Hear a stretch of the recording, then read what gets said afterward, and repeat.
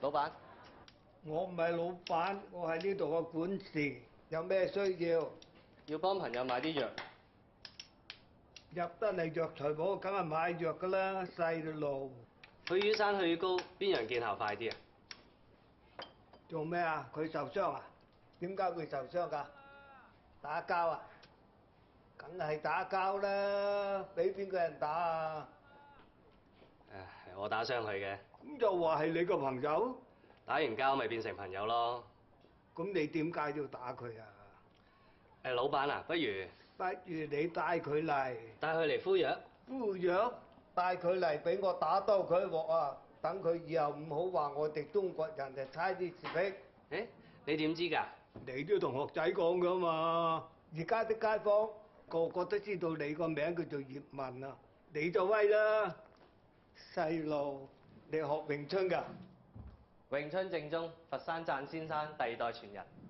聽你咁講，你係找傳華個徒弟嚟啦？係啊。我仲以為乜嘢正宗，以為你跟五梅書大學嘅添。學幾耐啊？琴橋學完未啊？標指又學過未啊？咦，老闆，你都學過詠春㗎？第一，我講過我唔係老闆，我係呢度嘅管事。第二，我係學詠春嘅，但係唔知係咪正宗，有冇興趣玩兩下？下次先啦。下次就冇時間啦，係就而家嚟。唔好啦啩，萬一有咩損傷。咁你即係睇我哋啲老人家唔起嘅啫。嚟啦！管事先生。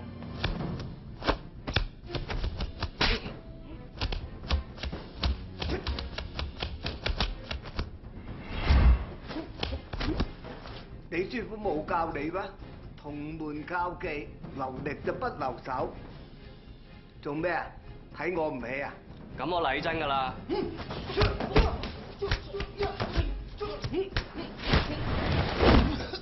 細路，你冇嘢嘛？冇事。冇嘢啊？咁就嚟過啦。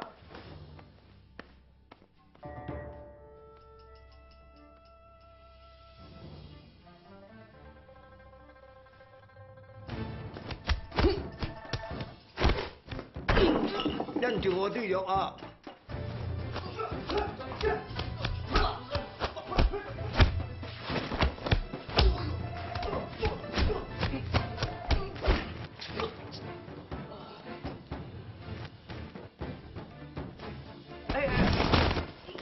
喂，睇住我啲衫邊走啊！喂，你嗰啲都係詠春？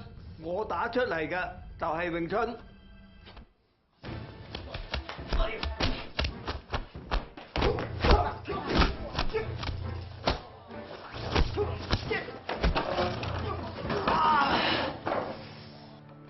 你嗰啲唔係詠春，師傅話詠春係手打7分，腳踢3分嘅，專攻下山路。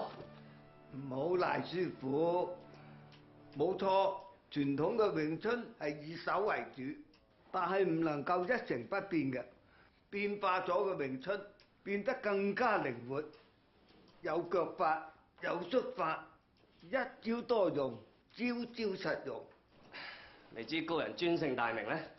我叫做梁壁，佛山人個個都稱我做先生壁。李書公梁贊就係我嘅伯爺。嚇！原來係師叔啊！咁我啲詠春仲算唔算係正宗啊？師叔真係風趣啦！細路，後日你再嚟呢度揾我啦。後日嚟呢度？